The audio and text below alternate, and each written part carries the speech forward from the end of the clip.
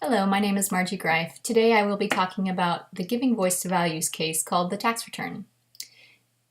The dilemma in this scenario is that Brenda has prepared a tax return for an important customer named Harry, and she has submitted it to her boss, Vincent. Now, Vincent has called her into his office and asked her to not include the lottery winnings on the tax return for Harry.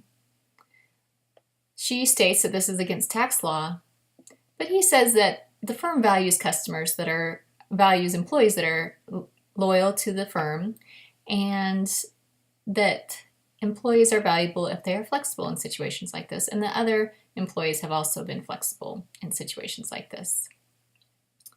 He also says that this is a one-time request and that it won't happen again, and he wants to meet with her the following day to see what she has decided.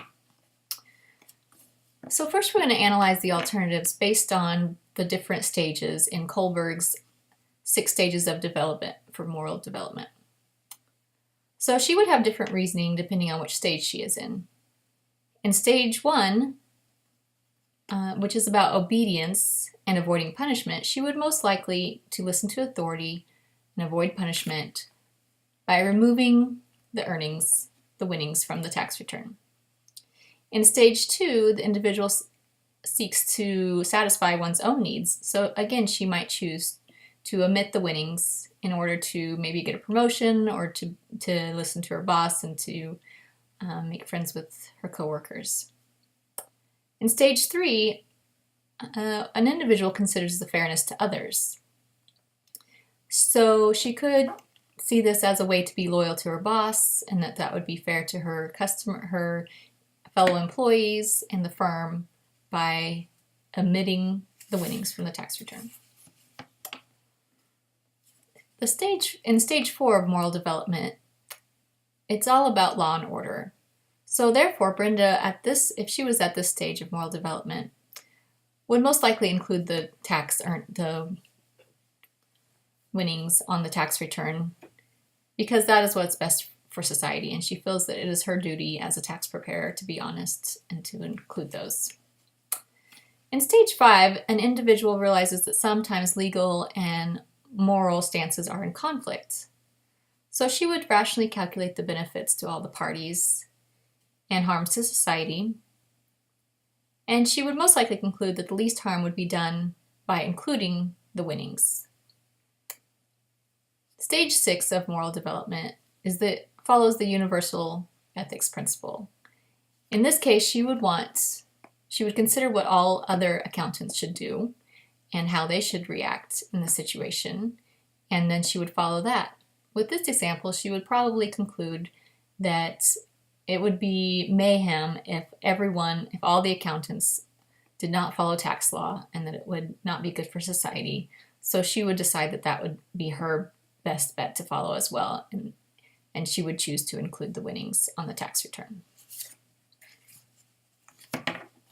Now, for categories of rationalization that Vincent used, he used several different arguments. First was the standard practice argument, where he said, other employees do it, it's not a big deal, you should just go ahead and do this, it's not a big deal.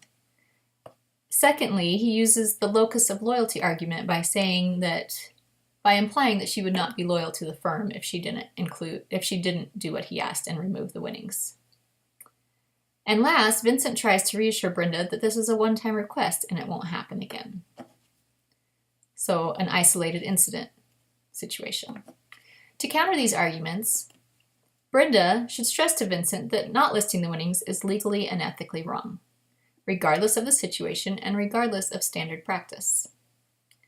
Then when he implies she is not loyal, she should stress that she is loyal to society and the law before all else, including the firm and her boss.